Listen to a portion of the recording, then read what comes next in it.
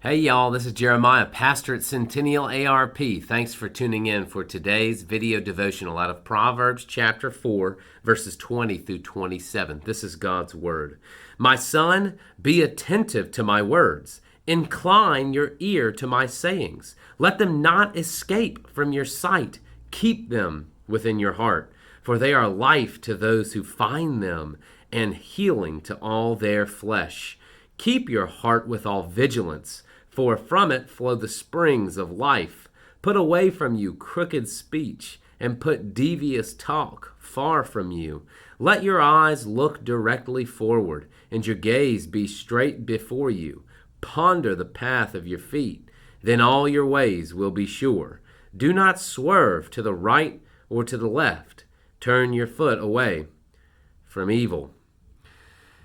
This Bible passage is continuing this flow of a seeking and an intentional seeking after wisdom and a call from a father to a son to do that, to be intentional.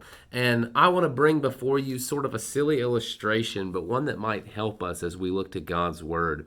It's the attentive yard neighbor. Do you have him or her, but do you have that attentive yard neighbor? That one where no matter if you leave for work early or you leave for work late, if you come home from work early or you come home from work late, or you take off the day and you're there during the afternoon, or if you happen to look out in the twilight hours from your window as the sun is setting, or on the weekends as you're maybe going to the store or doing something else, you see your neighbor and he is in his yard doing something. The attentive yard neighbor. He's always there and always working on his yard, making you feel guilty for not working in your yard.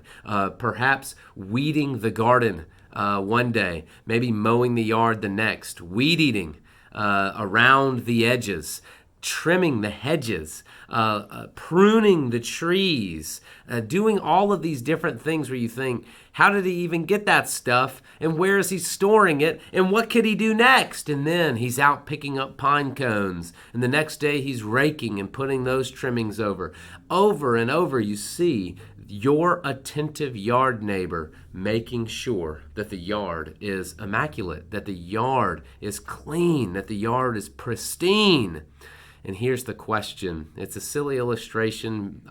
Perhaps you're familiar with it. I don't think it's just me, because every place I've ever been, including in childhood, there has always been an attentive yard neighbor.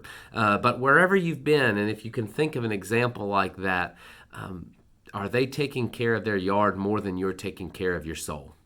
That's the thought. As you think about what it means to live a spiritual life, are you intentionally caring for your soul? Are you weed eating around the edges? Are you pruning the trees? Are you trimming the bushes? Are you mowing the yard? Are you making sure that the things that have to get done? Not because you think that somehow if you put a check in all the boxes you can save yourself. That's not how you're saved in the first place. But as we see God doing a work in us, as the desires of our hearts change, there is a call. There is a call to be the attentive spiritual neighbor. Dear Christian, today, are you attentive to your own soul? Are you attentive to the souls of others? Will you, today and this week, be one who is attentive, who is using verbs in your spiritual life, and all for God's glory? Think on that. Consider perhaps where there might be some overgrowth or some unkept pieces of your own spiritual life.